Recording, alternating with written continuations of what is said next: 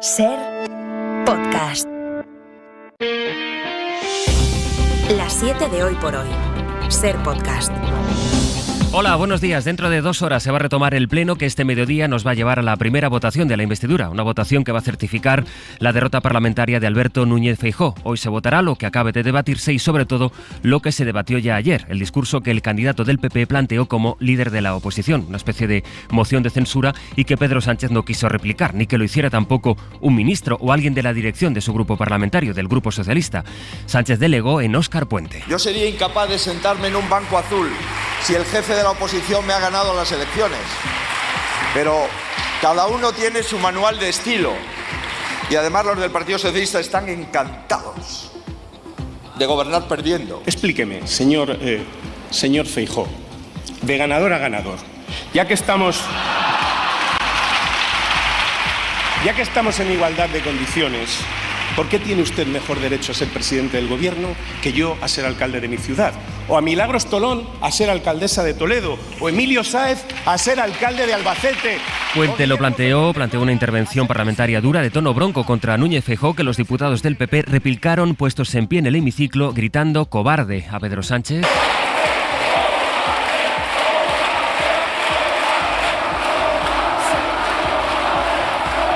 Episodio que terminó con la presidenta de la Cámara recordando que aquello no era el patio de un colegio, que aquello era el hemiciclo, el Congreso de los Diputados. Mantuvo Feijóo en todo caso su discurso de tengo los votos pero no los quiero, aunque eso no sea cierto, y planteó su intervención como un alegato contra la amnistía. Si el señor Puigdemont decida si el señor Sánchez es o no presidente del gobierno de España, es una anomalía democrática sin precedentes. Eso fue por la mañana. Ya por la tarde Feijóo se encontró con una maniobra inesperada por parte del PSOE. Sonia Palomino, buenos días. Buenos días. Óscar Puente subió a la tribuna con un discurso contra el líder del Partido Popular, al que le reprochó que quiera gobernar sin tener los votos suficientes. ¿Intentó usted esconder su estrecha amistad con un narcotraficante cultivada durante 8 años, que se sepa, en los que usted ostentaba responsabilidades públicas al mismo tiempo? Recuerden por un instante el nivel del señor Peces Barba y el nivel del señor Puente. Este es el Partido Socialista Obrero Español en la actualidad. Este PSOE ya no es de sus dirigentes, este PSOE es de sus militantes y por consiguiente del pueblo. Anticipo, señorías, que voy a utilizar un turno muy breve porque no voy a participar en el Club de la Comedia.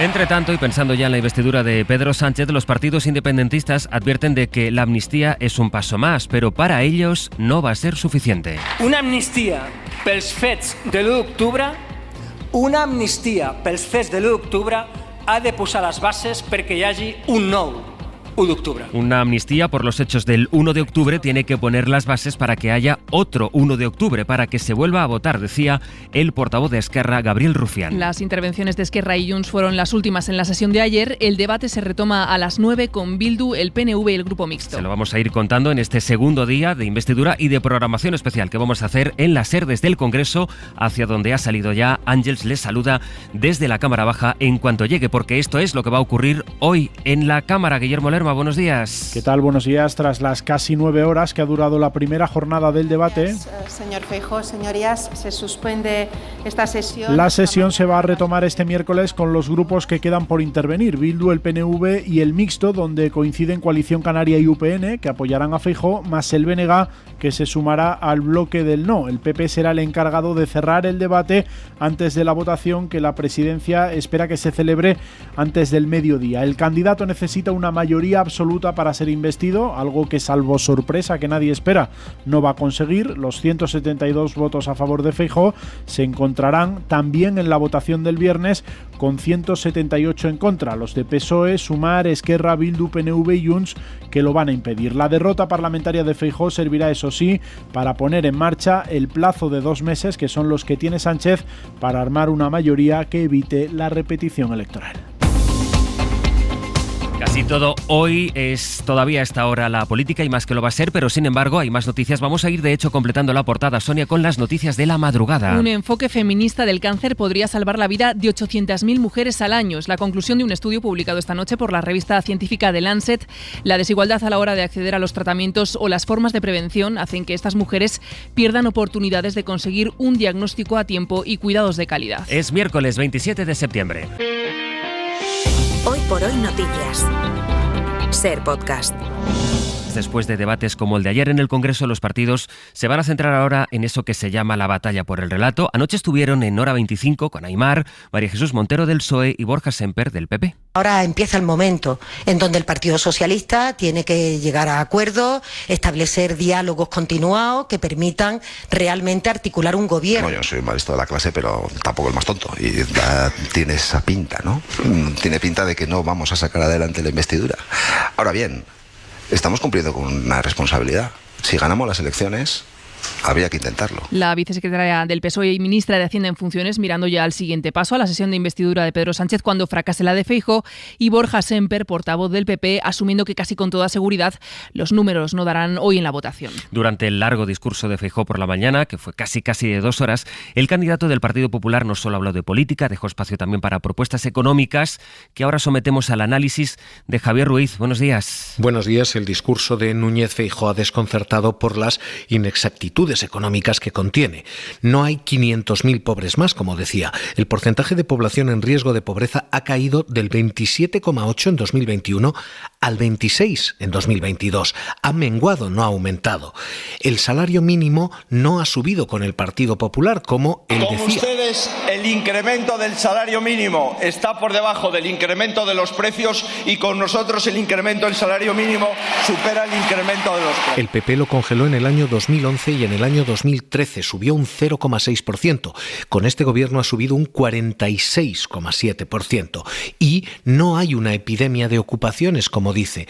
En total, el allanamiento de morada, esas ocupaciones de viviendas habituales, suma 230 en toda España. Ese es el total, pero lo peor es que han caído un 29% en los últimos 5 años. No está aumentando la ocupación, está cayendo de manera muy considerable. Este desconcierto económico incrementado 2 veces más, primero porque el PP asume la terminología de Vox para hablar de cambio climático. Transición ecológica sí, dictadura activista en ningún caso, señorías. Y segundo, cuando se habla de inflación, porque es verdad que tenemos un problema, pero se olvida que España es el segundo país con menos inflación de toda la Unión Europea.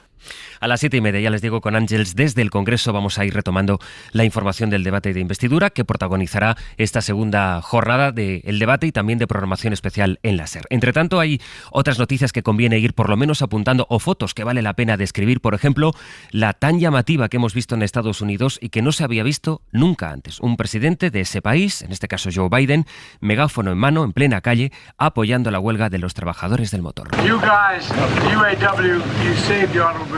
Es la primera vez en la historia que un presidente de Estados Unidos se une a un piquete. Biden pronunció un discurso muy reivindicativo. Wall Street no construyó este país, la clase media es la que lo hizo, aseguró.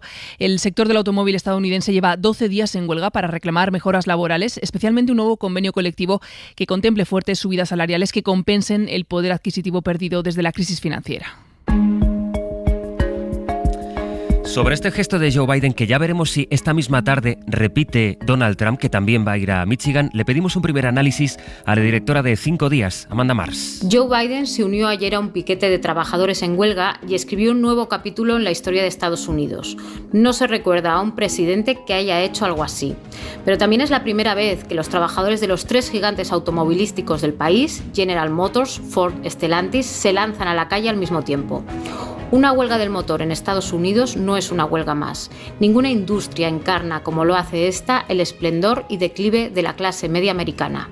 Durante décadas, para un joven, entrar en una de estas fábricas significaba sacar a una familia adelante, tener un seguro médico, casa con jardín y, como no, un automóvil. Henry Ford, poco sospechoso de bolchevique, decía que quería pagar a sus trabajadores los mejores salarios posibles para que pudieran ser los principales compradores de sus coches. Pero este círculo virtuoso se rompió, en buena medida por la feroz competencia exterior, y ahora también está en jaque por el auge del coche eléctrico, que necesita menos mano de obra.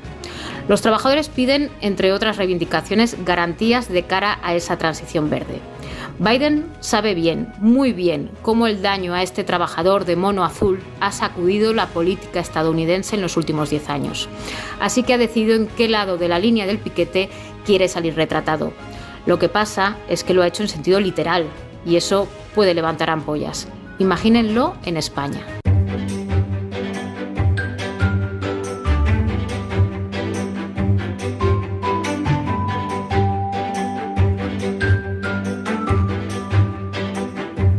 Es el momento de saludar a nuestros compañeros hoy en la Comunitat Valenciana en Radio Valencia, Natalens. Hola, Ana, buen día. Buen día, José Luis. Y en Radio Galicia, Ricardo Rodríguez. Hola, Richie, buenos días. ¿Qué tal? Buenos días, Astre. Bueno, vamos a empezar, Ana, si te parece, con esa cumbre que se está preparando en Valencia, una cumbre de Noelias, porque se cumplen 50 años, creo que son, de la muerte de Nino Bravo. Sí, el pasado mes de abril fue la efeméride, pero durante todo el año se están realizando numerosas muestras de homenaje. El sábado se ha organizado en Valencia una cumbre de Noelias, porque es una de las canciones más famosas de Nino Bravo y muchas niñas de entonces se llaman así por esta célebre canción. Según la biografía publicada en la web en torno a la vida y obra de Nino Bravo, aprovecho para colarte ese maravilloso podcast que hemos hecho aquí en Radio Valencia que se llama Querido Nino y que pueden escuchar en nuestra web. Como digo, el éxito de Noelia se publicó en el 72 dentro del disco Un beso y una flor.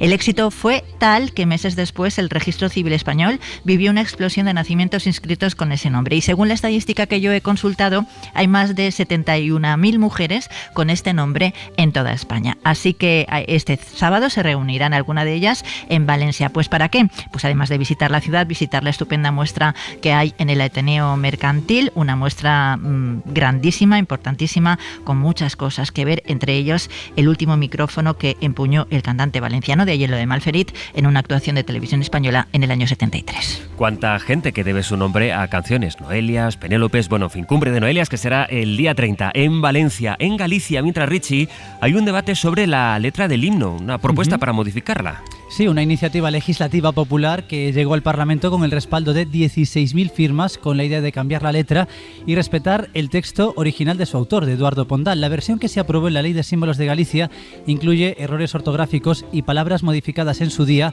para parecer más galegas, lo que aquí se conoce como hiperenxebrismos, como este ejemplo.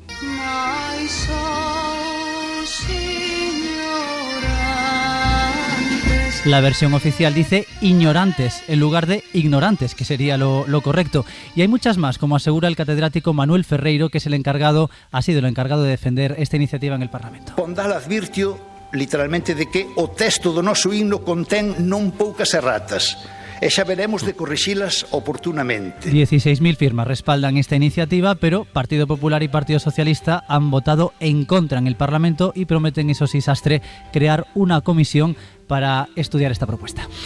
Se recupera en Alicante el cable telegráfico que en el siglo XIX unió la península, en concreto el que salía de Xavia, con Baleares, Ana. Sí, un grupo de aficionados en las telecomunicaciones ha podido comprar, abriendo un micromecenazgo, una pieza única y valiosísima. Es una caja con secciones del cable submarino telegráfico que se desplegó entre 1882 y 1886 de Ibiza a Xavia. Lo fabricaba la compañía italiana Pirelli. Esta empresa quiso dejar constancia de ese hito y realizó una caja conmemorativa. Contenía las secciones del cable y ahora lo van a donar al Museo Arqueológico y Etnográfico Soler Blasco de Xavia. Según cuenta el diario Levante, que es donde lo he leído, antes hubo otro cable que llegó desde Ibiza a Xavia, pero se quedó obsoleto en 1880, así que el gobierno realizó un nuevo contrato. La empresa italiana Pirelli suministró este nuevo cable, más moderno y consistente. Lo desplegó el buque Città de Milano desde la playa de Porrocha en Ibiza a Xavia, y los trabajos se realizaron entre el 82 y el 86, así que ahora se ha recuperado y se ha podido evitar que se perdiera en el mundo del coleccionismo. ¿Cómo se llamaba el buque? Città de Milano. Talent, Ricardo, gracias. De nada, un placer. Hasta luego. La recomendación cultural de esta mañana es la nueva novela de Carlos Bardem y nos la va a recomendar Dani de la Fuente. La crítica más radical y profunda que se puede hacer a este sistema depredador, injusto e insostenible viene del ecologismo, dice Carlos Bardem.